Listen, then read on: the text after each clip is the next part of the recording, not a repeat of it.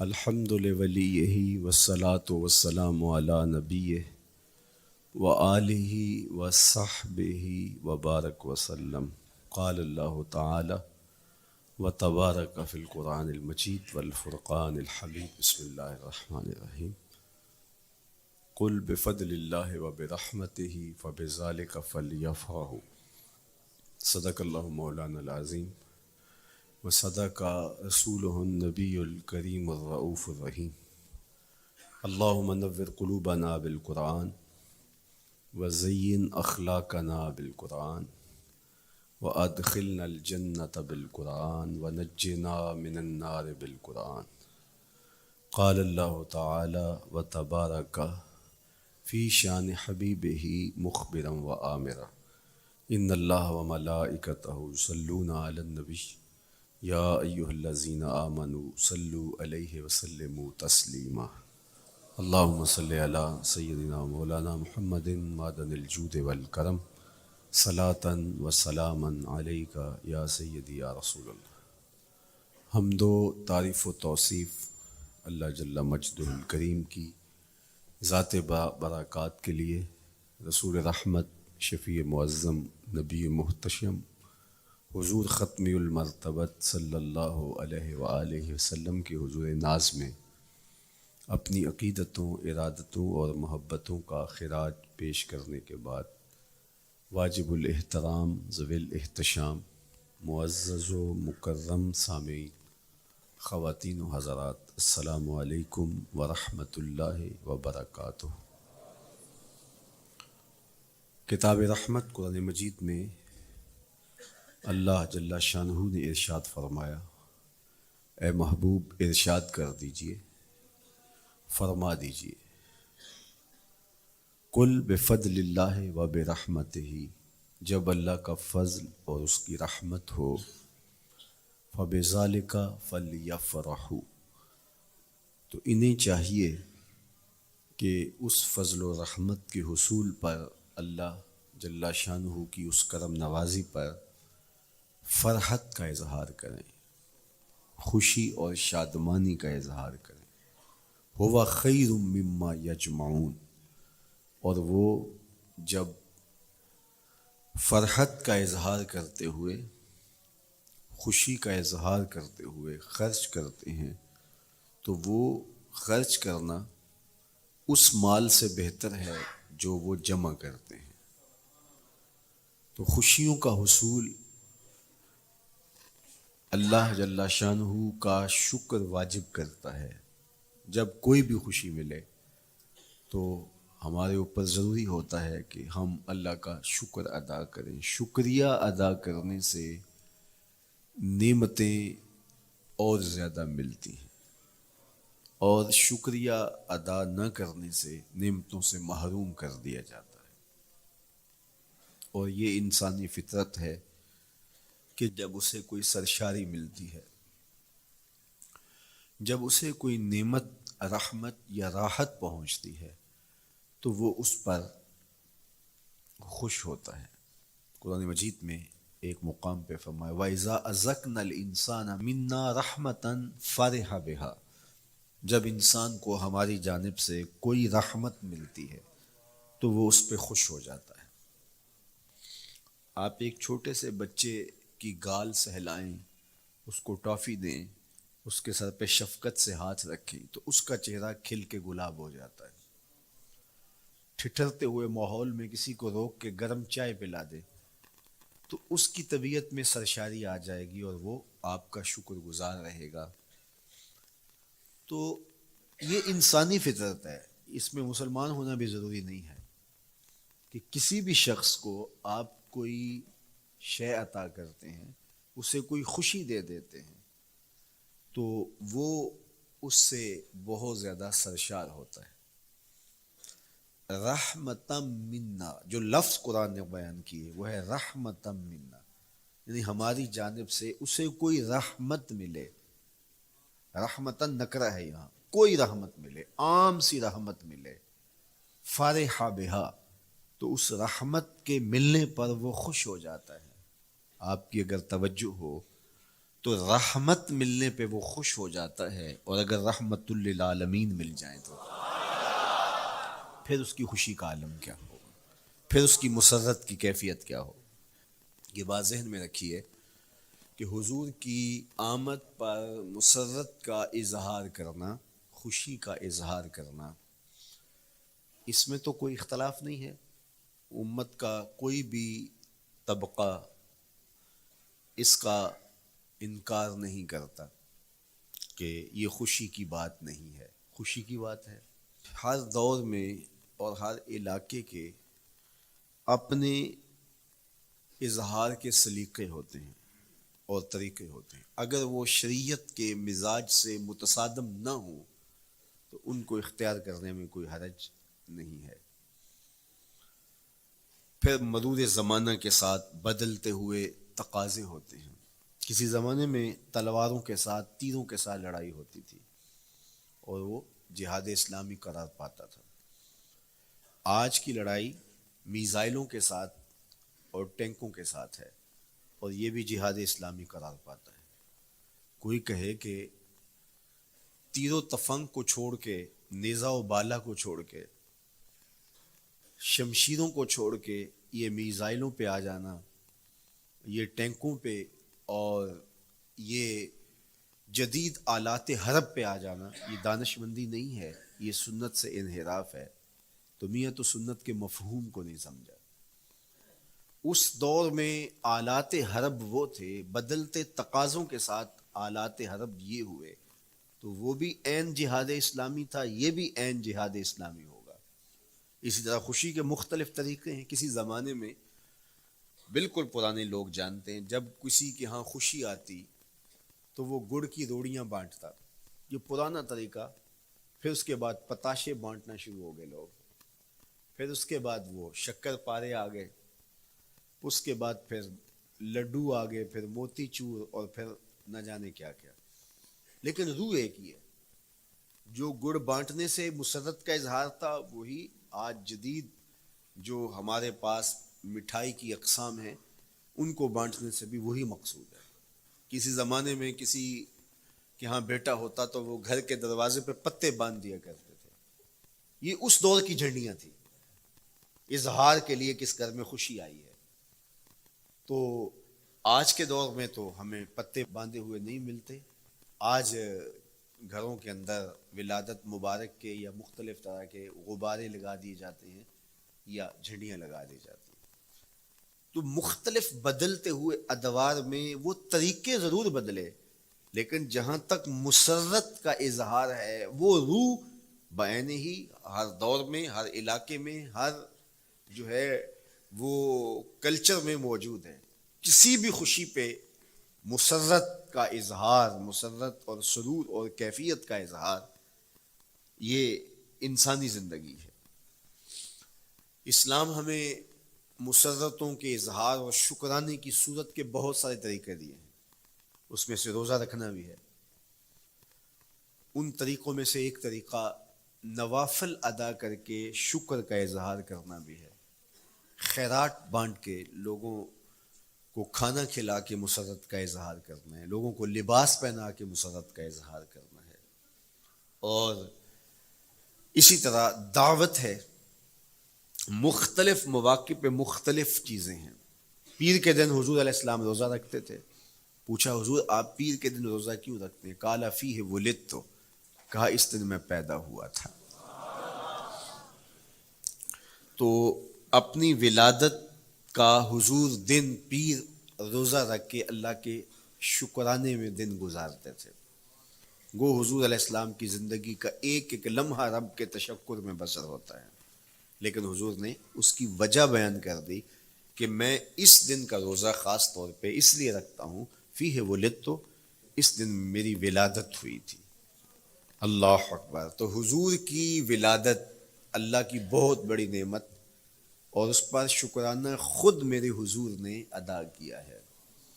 علماء نے لکھا ہے کہ حضور کی ولادت کی خوشی یہ اللہ کی رضا کا سبب اور ذریعہ ہے۔ آپ نے سنا علماء سے کہ دین کا سب سے بڑا دشمن جس کا نام لے کے مذمت کی گئی وہ ابو لہب ہے۔ پورے قرآن میں کسی اور کافر کا ابو جہل کا نام بھی نہیں، عتبہ عتیبہ اور امیہ کا نام بھی نہیں ہے، لیکن نام لے کر کے مذمت اگر کسی شخص کی گئی وہ تو ابو لہب کی گئی۔ حضور علیہ الصلوۃ والسلام جب کوہ صفا پہ جلوہ فراز ہوئے، وَأَنذِرْ عَشِيرَتَكَ الْأَقْرَبِينَ، حکم ہوا پہلے قریبی لوگوں کو آپ اللہ کا ڈر سنائیں۔ تو حضور علیہ السلام نے قریبی لوگوں میں محنت کی، تو قریش کو، صنادید قریش کو، بنو ہاشم کو بلایا اور بلا کہ حضور نے ایک بات کہی کوہ صفا پہ کہ اگر میں تمہیں کہوں اس پہاڑ کی دوسری جانب سے ایک لشکر آ رہا ہے جو تمہیں کچل دے گا تو کیا میری بات مان لو گے؟ تو انہوں نے کہا اگر نظر نہ بھی آیا تو ہم کہیں گے ہم اندھے ہیں، آپ سچے ہو، ہماری نظروں کو پھیر لگ رہا ہے، آپ جھوٹ نہیں بول سکتے، ہم نے 40 سال آپ کے شب و روز دیکھے ہیں، تو کیسے ہم یہ گمان کر لیں؟ تو حضور نے فرمایا اگر میری ذات پہ اتنا یقین ہے تو مان لو اللہ ایک ہے۔ تو ابو لہب سب سے پہلے بولا تبا لک ھنالک سائر الیوم الہذا جمعتنا، معاذ اللہ، کہ آپ کا معاذ اللہ ہاتھ ٹوٹ جائے، آپ نے اس لیے ہمیں جمع کیا تھا؟ تو اللہ تعالیٰ جل شانہ نے اس کا جواب دیتے ہوئے ارشاد فرمایا تبت یدا ابی لہب وتب، ظالم تیرے دونوں ٹوٹ جائیں، ظالم تیرے دونوں ٹوٹ جائیں۔ تو ابو لہب کا نام لے کے مذمت کی گئی، لیکن یہ بدترین کافر جب حضور کی ولادت ہوتی ہے تو اس کی لونڈی سویبہ اس کو جا کے خبر دیتی ہے کہ تیرے مرحوم بھائی کے گھر بیٹا پیدا ہوا ہے۔ تو یہ بہت خوش ہو گیا، اس لیے نہیں کہ نبی تشریف لائے ہیں، اس لیے کہ میرے مرحوم بھائی کے گھر میں چراغاں ہوا۔ تو بھتیجا ہونے کے ناطے اس کو ایک سرشاری اور خوشی ہوئی، اور لونڈی کے خبر دینے پر اس نے اشارے سے اس کو کہا جا تو آزاد ہے۔ اللہ اکبر۔ یہاں سے یہ بھی سمجھیں کہ حضور نے صحن کائنات میں قدم رکھا، غلاموں کو آزادی ملنے لگی، غلامی کی زنجیریں ٹوٹنے لگی۔ تو سویبہ کو کہا جا تو آزاد ہے۔ خیر ابو لہب کی ساری زندگی آپ کو پتہ ہے، لیکن جب مر گیا تو حضرت عباس رضی اللہ تعالیٰ عنہ کو خواب میں ملا۔ انہوں نے کہا سنا کیسی بیت رہی ہے؟ اس نے کہا سخت مشکل میں ہوں، ڈاڑھی تکلیف ہے، حضور کی مخالفت بڑی مہنگی پڑی، لیکن اتنا ہے کہ جب پیر کا دن آتا ہے جس انگلی سے اشارہ کر کے لونڈی کو آزاد کیا تھا اس سے ٹھنڈا اور میٹھا مشروب بھی ملتا ہے اور عذاب میں بھی کچھ کمی ہوتی ہے۔ شارع مسلم امام نووی کے استاد امام ابو شامہ جو بہت بڑا نام ہے حدیث میں، وہ فرماتے ہیں جب ایک کافر کو حضور کو نبی سمجھ کے نہیں بھتیجا سمجھ کے خوشی کرنے کا بھی صلہ ملتا ہے تو ایک مومن جو حضور کا غلام ہے اور حضور کو امام اور مقتدا اور نبی رسول اور محبوب سمجھ کے خوشیاں کرتا ہے اس کو اللہ کتنا کچھ عطا کرے گا۔ دوستاں کجا کنی محروم تو کے بعد دشمنا نظر داری، جب تو دشمنوں کو اتنا دیتا ہے تو دوستوں کو کتنا عطا کرے گا۔ تو حضور کی آمد پر مسرت کا اظہار، بشاشت کا اظہار، یہ اہل ایمان کا طریقہ رہا ہے۔ ہاں جو اس کا انداز ہے، کسی کو نوافل میں زیادہ سرور ملتا ہے وہ نوافل کثرت سے پڑھ لے، کسی کو زیادہ سرور روزے میں آتا ہے تو وہ روزے رکھ کر کے اس شکرانے کو ادا کرے، کوئی ذکر کی مجلس سجا لے، مختلف طریقے موجود ہیں۔ حضور علیہ السلام تشریف لائے، صحابہ بیٹھے ہوئے تھے، صحیح مسلم میں روایت ہے، سنن نسائی میں ہے اور بھی کتب حدیث میں، محفل بپا تھی تو حضور نے کہا ما اجلسکم، کیوں بیٹھے ہوئے ہو؟ تو جو انہوں نے جواب دیا وہ سنیے، جلسنا نذکر اللہ ونحمدہ علی ما ہدانا لدینہ ومن علینا بک، حضور ہمارے بیٹھنے کا مقصود یہ ہے کہ ہم اللہ کا شکر ادا کر رہے ہیں اس بات پر کہ اس نے ہمیں ہدایت دین عطا کی، ومن علینا بک، اور آپ کی صورت میں ہمارے اوپر احسان کیا، ہمیں آپ عطا ہوئے، اس پر اللہ کا شکر ادا کرنے کی مجلس سجائے بیٹھے۔ اب بات تو سادہ سی تھی، لیکن میرے حضور نے ان سے کہا کیا تم اس بات پہ قسم دے سکتے ہو کہ اسی لیے بیٹھے ہو؟ تو انہوں نے کہا جی ہم قسم دیتے ہیں ہم اسی لیے بیٹھے. میں اٹھاؤ قسم. تو صحابہ نے باقاعدہ قسم دی, ہم قسم اٹھاتے ہیں, ہمارے بیٹھنے کا مقصد یہ ہے کہ اللہ کا شکر ادا کر رہے ہیں اور آپ کی صورت میں جو انعام خداوندی ملا ہے اس پر اللہ تعالیٰ کا شکریہ ادا کر رہے ہیں. حضور نے باقاعدہ ان سے قسم لی اور انہوں نے باقاعدہ قسم دی. اب صحابہ کو حیرت تو تھی کہ یہ موقع قسم کا تو نہیں تھا, لیکن حضور نے قسم لی ہے, کیوں؟ حیرت و استجاب کی کیفیت تھی. حضور علیہ السلام نے فرمایا صحابہ میں تم سے جو ابھی قسم لی ہے یہ کسی تہمت کی بنیاد پر نہیں لی, یعنی تمہارے قول کی صداقت میں مجھے کوئی شک نہیں تھا کہ میں نے قسم سے تصدیق کی ہو, بلکہ اس کا سبب اور تھا. بعض اوقات قسم اس لیے کی جاتی ہے کہ کسی متردد ذہن کو مطمئن کرنا ہوتا ہے, اور بعض اوقات قسم واقعہ کی اہمیت کو بڑھانے کے لیے کی جاتی ہے. کوئی بندہ کہہ رہا ہے کہ جناب فلاں صاحب آ رہے ہیں ہمارے گھر میں, مہمان آ رہے ہیں, تو گھر کا اچھا کہتا ہاں قسم اللہ کی, تو اس کا یہ مطلب نہیں کہ اس کے شک ہوتا ہے, اس کی خوشی اور اس کی مسرت کے اظہار کو بڑھانے کے لیے وہ کہتا ہے کہ ہمارے گھر کے اندر آج فلاں آ رہا ہے, تو وہ کہتا اچھا کہتا ہاں ہاں قسم اللہ کی وہ آ رہا ہے. تو یہ متردد کا شک دور کرنے کے لیے قسم نہیں ہے, یہ بلکہ اس کی خوشی اور سرشاری کو پختہ کرنے کے لیے ہے. تو عربوں میں قسم مختلف وجہ سے کی جاتی تھی. تو حضور نے فرمایا یہ جو میں نے تم سے قسم لی ہے یہ کسی تہمت کی بنیاد پہ نہیں لی, بلکہ اس قسم کا سبب کیا ہے سنو. پھر حضور نے خود بتایا, فرمایا تم یہاں بیٹھے تھے, میں حجرے میں بیٹھا تھا, اتانی جبریل علیہ السلام, میرے پاس جبریل امین حاضر خدمت ہوئے, فاخبرنی ان اللہ یباہی بکم الملائکہ, تو مجھے انہوں نے خبر دی ہے, محبوب ذرا باہر تو نکل کے دیکھو, صحابہ تمہارے اس عمل پر اللہ فرشتوں میں ناز کر رہا ہے, اللہ فرشتوں میں فخر کر رہا ہے کہ دیکھو میں نے ان کو نعمت دی, کتنے قدردان نکلے, اس نعمت کا شکرانہ ادا کر رہے ہیں. اور آج اگر ہم اپنے گھر میں بیٹھ کے, اپنی مسجد میں بیٹھ کے حضور کی صورت میں انعام خداوندی کا شکریہ ادا کرتے ہیں تو اللہ کی رحمتوں سے بعید نہیں کہ اللہ فرشتوں سے کہے دیکھو صدیاں بیت گئیں یہ آج بھی شکرانہ ادا کر رہے ہیں, اور یہ بات میری اور آپ کی بخشش کی ضمانت قرار پائے. تو حضور کی صورت میں جو انعام ہوا, حضرت حسان بن ثابت اکثر کہا کرتے تھے منا علینا ربنا ام بعث فینا محمدا, ہمارے رب نے ہمارے اوپر احسان کر دیا ہے کہ محمد عربی عطا کر دی ہے. ساری زندگی سجدے میں سر رکھ کے شکر ادا کرتے رہیں, حق شکر پھر بھی ادا نہ ہو. میں تو کہا کرتا ہوں ہمارے بدن پہ اتنے بال نہیں ہیں جتنے رسول اللہ کے احسانات ہیں. ہمارا بال بال قرض رسالت میں جکڑا ہوا ہے, ساری زندگی ان کے گیت گائیں. میں ایک رات کے میلاد کا صرف قائل نہیں ہوں کہ ایک رات میلاد کر لو اور پورا سال چھٹی, ساری زندگی حضور کا نام جپو, ساری زندگی حضور پہ درود پڑھو, لمحہ لمحہ حضور کے ذکر کا چراغاں کرو. صرف اپنے گھروں میں, اپنی چہار دیواریوں میں اور اپنے بازاروں میں جھنڈیاں ہی نہ لگاؤ, بلکہ دل کے ایک ایک فرد پہ نام محمد کی جھنڈی لگاؤ. صرف منڈیروں پہ چراغاں ہی نہ کرو بلکہ دل کی اندھیر گلیوں میں بھی حضور کے نام کا چراغاں کرو, اندر بھی روشنی ہو باہر بھی روشنی ہو.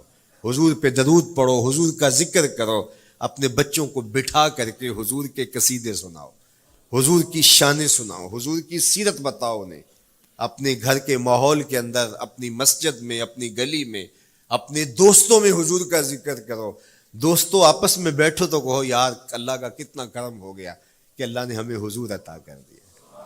دوستوں میں بیٹھے جب یوں بات کرو گے تو اللہ کی رحمتیں کس قدر تمہارے اوپر برسیں گی. اپنی عقیدتوں کا اظہار کرو, وہاں کمیت نہیں دیکھی جاتی, وہاں کیفیت دیکھی جاتی ہے, وہاں مقدار نہیں دیکھی جاتی, وہاں معیار دیکھا جاتا ہے. وہ چہرہ اور چہرے کا تل نہیں دیکھتے, وہ بندے کا دل دیکھتے ہیں. وہ دیکھتے ہیں کون کس خلوص کے ساتھ محبت لے کر کے آیا ہے. شاہ ولی اللہ محدث دہلوی بہت بڑا نام ہے, تمام مکاتیب فکر کے نزدیک معتبر نام ہے.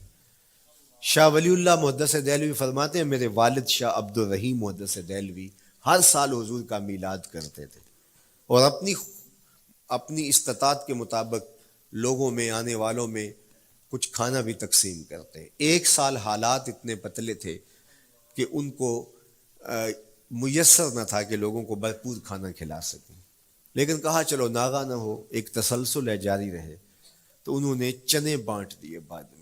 لیکن دل میں تشویش تھی کہ اس مرتبہ من کی منشا پوری نہیں ہوئی، تو اسی حالت میں سو گئے، سوئے تو مقدر جاگا، حضور کا دیدار نصیب ہوا، اور جس نے حضور کو خواب میں دیکھا اس نے حضور کو ہی دیکھا۔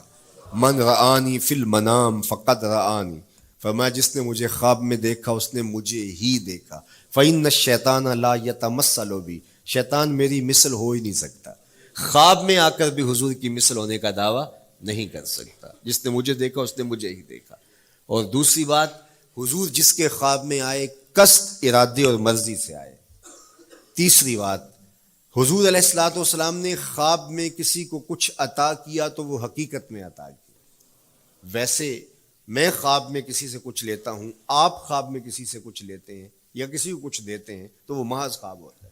آپ نے کسی سے قرض لینا ہو تو وہ خواب میں آ کے ادا کر دے تو صبح اٹھ کے کھاتے سے نام کاٹ دیں گے؟ آپ کہیں گے خواب میں ادا کیا۔ بھوک میں تڑپتے سو گئے، رات عالی نصب ہوٹل سے کھانا کھاتے رہے، صبح بھوک محسوس کریں گے یا نہیں؟ خواب میں کھایا ہے نا۔ وہ کیا کسی نے کہا 100 بار میرے ہاتھوں میں تیرا دامن آیا، جب آنکھ کھلی تو اپنا ہی گریباں تھا۔ کچھ نہیں ہوتا، خواب محض خواب ہوتا ہے۔ لیکن اگر حضور کسی کو خواب میں کچھ عطا کرے، امام بوصیری سے پوچھو، رات چادر ملتی ہے، صبح اٹھتے ہیں کندھوں پہ موجود ہوتی ہے۔ حضور عطا کرتے ہیں تو حقیقت میں عطا کرتے ہیں۔ امام سخاوی نے القول البدیع میں لکھا ہے، ایک شخص حضور کے روضے پہ کھڑا ہے اور کیا کہتا ہے؟ آنا ضیفوں کا، میں آپ کا مہمان ہوں اور آپ کے ہوتے ہوئے کسی اور در پہ تو نہیں جانا۔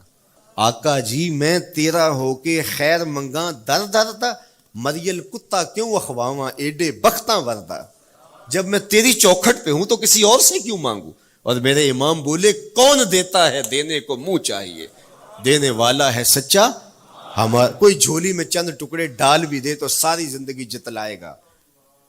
اللہ اکبر۔ عارف عبد المتین نے تو قلم توڑ دیا نا۔ اور جتنے بھی سہارے ہیں سبک کرتے ہیں، عزت نفس بڑھاتا ہے سہارا تیرا، ہر آسرا کمزور کرتا ہے لیکن نبی کا آسرا سر بلند کرتا ہے۔ کسی چودھری کا، خان وڈیرے کا مانگت سر اٹھا کے چل سکتے کہ میں فلاں کا مانگت ہوتا ہوں اور جس کو خیرات مدینے کی گلی سے ملی ہو؟ اسی لیے میرے امام نے مشورہ دیا، ٹھوکریں کھاتے پھرو گے ان کے در پہ پڑ رہو، قافلہ تو اے رضا اول گیا آخر گیا۔ وہ کھڑا ہی حضور کے روضے پہ اور کیا کہتا ہے؟ آنا ضیفوں کا، میں آپ کا مہمان ہوں اور آپ کے ہوتے کسی اور در پہ جاؤں؟ اللہ اکبر۔ یہ کہتے کہتے آنکھ لگ گئی۔ حضور خواب میں تشریف لائے، دائیں ہاتھ میں روٹی تھی، عطا کرتے میں خذ لے لے۔ کہتا میں نے خواب میں کھانا شروع کر دی، ابھی آدھی روٹی کھائی تھی، پوری روٹی نہیں کھائی تھی، آدھی روٹی کھائی تھی کہ میری آنکھ کھل گئی۔ جب آنکھ کھلی تو دوسرا آدھا ٹکڑا میرے ہاتھ میں موجود تھا۔ وہ دیتے ہیں تو حقیقت میں دیتے ہیں۔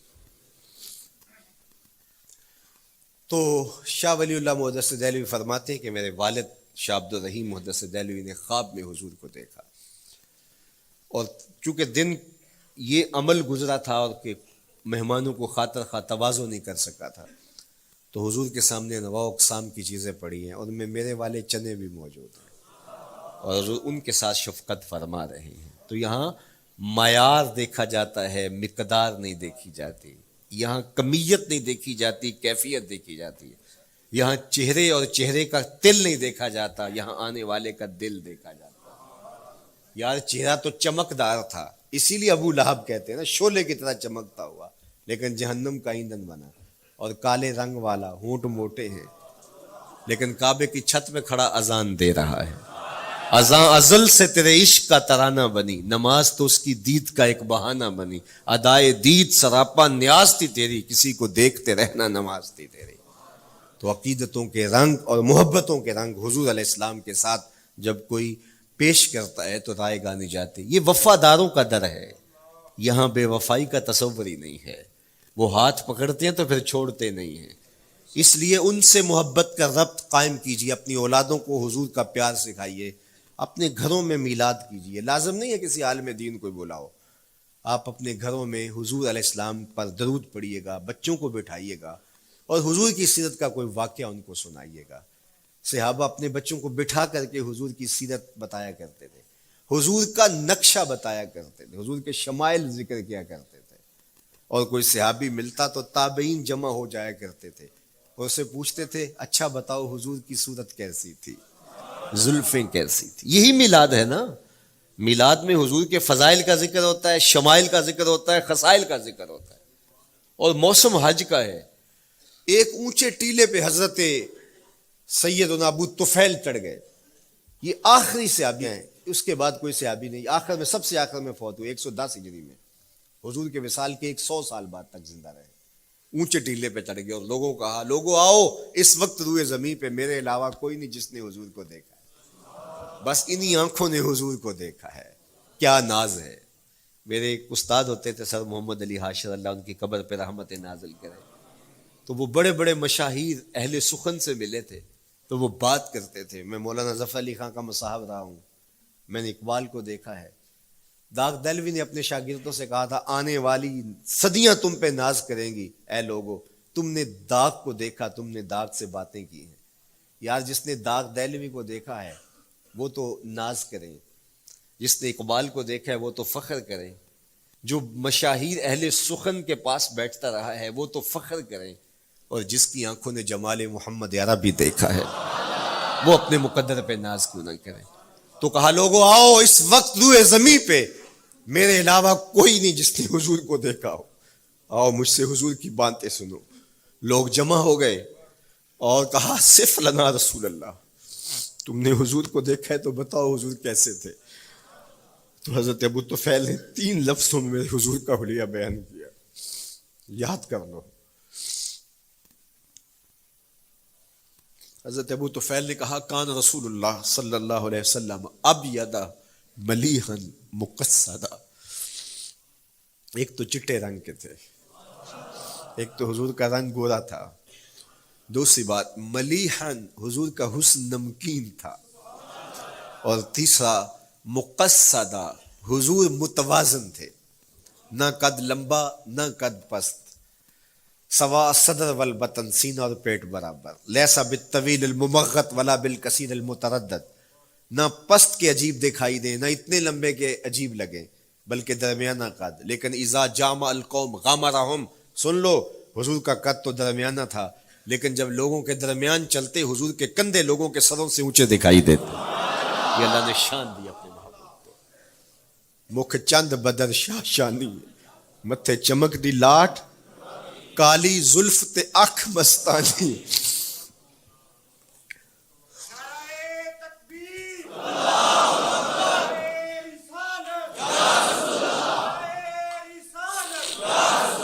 کالی زلف تے اکھ مستانی ہے، مخمور رکھی ہیں مد بھریاں.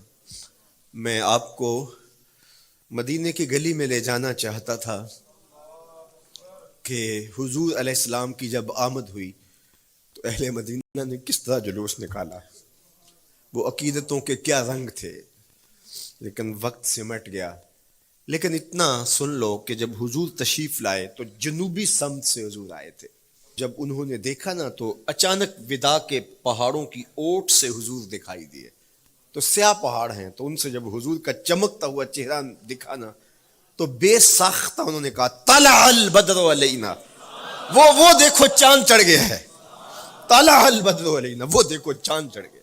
یہ شاعری خود بخود ہوتی ہے، خود بخود ترتیب. ایک ہوتی ہے آورد، ایک ہوتی ہے آمد. یہ آمد ہے. طلع البدر، وہ دیکھو چاند چڑھ گیا. من ثنیات الوداع وجب الشکر علینا. مورخ اسلام حفیظ جالندری نقشہ کھینچتے ہیں جنوبی سمت سے اٹھا ایک نوری غبار آخر. جنوبی سمت سے اٹھا ایک نوری غبار آخر، سواد شہر میں داخل ہوا ناکا سوار آخر.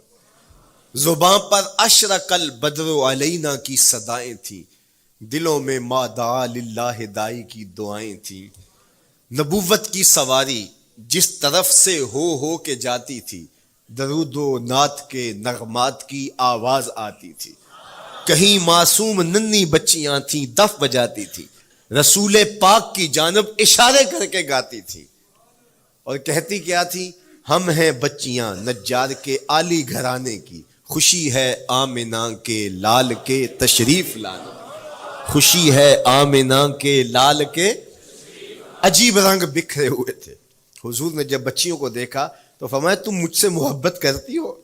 انہوں نے کہا ہم دل و جان سے آپ سے پیار کرتی ہیں. تو حضور نے فرمایا واللہ انا احبکن، اللہ کی قسم میں بھی تم سے پیار کرتا ہوں، میں بھی تم سے پیار کرتا ہوں. لوگ گھروں کو سجائے بیٹھے، ہلم الینا یا رسول اللہ الی العدد والعدۃ والمن، حضور آ جاؤ نا، آ جاؤ، ہمارے پاس اسلحے بھی ہیں، کسی نے حملہ کیا توڑ کے رکھ دیں گے، ہمارے بڑے بڑے گھر ہیں، مہمان آئے سنبھال لیں گے، رک جاؤ نا ہمارے گھر. اب اتنے چاہنے والے ہوں تو کس کو پذیرائی دیں. حضور اونٹنی کی مہار گردن پہ ڈالتے، فرماتے خلو سبیلہا ناقتی مامورۃ من اللہ، اس کی راہیں چھوڑ دو، یہ اللہ کے حکم کی پابند ہے. کہتے ہیں لوگوں نے اونٹنی کو چارہ دکھانا شروع کر دیا کہ چلو اونٹنی بیٹھ جائے. اللہ اکبر، پانی ہڑا نو لوڑ کی راہ براندی، پہنچے آپ دریار سرکار یارا. یار جب محبت پیدا ہوتی ہے یار منانے کے ڈھنگ بھی سیکھ لیے جاتے ہیں، محبت بتا دیتی ہے محبوب کو کیسے منانا ہے. لیکن حضور فرماتے خلو سبیلہا ناقتی مامورہ، راہیں چھوڑ دو، میری اونٹنی اللہ کے حکم کی پابند ہے، یہ سبز چاروں کے لالچ میں آنے والی نہیں ہے، چھوڑو چھوڑو اس کا راستہ. اللہ اکبر، جب بنو نجار کے محلے سے حضور گزرے، یہی بچیوں نے تالا البدر علینا پڑھا تھا، اور یہی محلہ حضور کے ننیال کا محلہ تھا. انہوں نے جو لفظ کہے، امام صالحی نے، اللہ ان کی قبر پہ کروڑوں رحمتیں نازل کرے. سبل الہدا والرشاد میں نے کئی مرتبہ یہ مقام پڑھا ہے، باب الہجرہ مسلم شریف باقی کتب حدیث میں بھی ہے، لیکن امام صالحی نے بہت ساری احادیث جمع کی ہیں، اور انہوں نے یہاں جو منظر بیان کیا ہے، انہوں نے جو لفظ کہے نا، جب حضور آئے بنو نجار کے محلے سے گزرنے لگے تو ذرا لفظوں کی چاشنی دیکھیے، ان لفظوں سے ٹپکتے شہد کو دیکھیے. تو انہوں نے آگے بڑھ کے حضور کو دعوت دی، اور لفظ کیا کہیں، ہلم الی اخوالک یا رسول اللہ الی العدد والعدۃ والمن، حضور ادھر تو رک جاؤ، یہ تو آپ کے ماموں کے گھر ہیں، یہ تو آپ کے ننیال کا محلہ ہے. لیکن حضور نے فرمایا کہ بس میری راہیں چھوڑ دو. پھر اونٹنی جا کے کہاں بیٹھی، نیویاں دا پرونا ہے میرا نبی، کوٹھیاں تے چڑھے ویخ دے رہ گئے. سہل اور سہیل دو یتیم بچے تھے، اور ان کی خالی جگہ پڑی تھی، جا کے اونٹنی وہاں بیٹھ گئی. اٹھایا گیا پھر بیٹھ گئی. قریب ترین مکان حضرت ابو ایوب انصاری کا تھا. دوڑے آئے، سامان اتارنے لگے، کہا حضور اونٹنی کو اب نہ اٹھاؤ، اب تو میرے وقت جاگ پڑے ہیں. پھر ان کی کیفیت کیا تھی، امروز شاہ شاہاں مہمان شدست مارا. امروز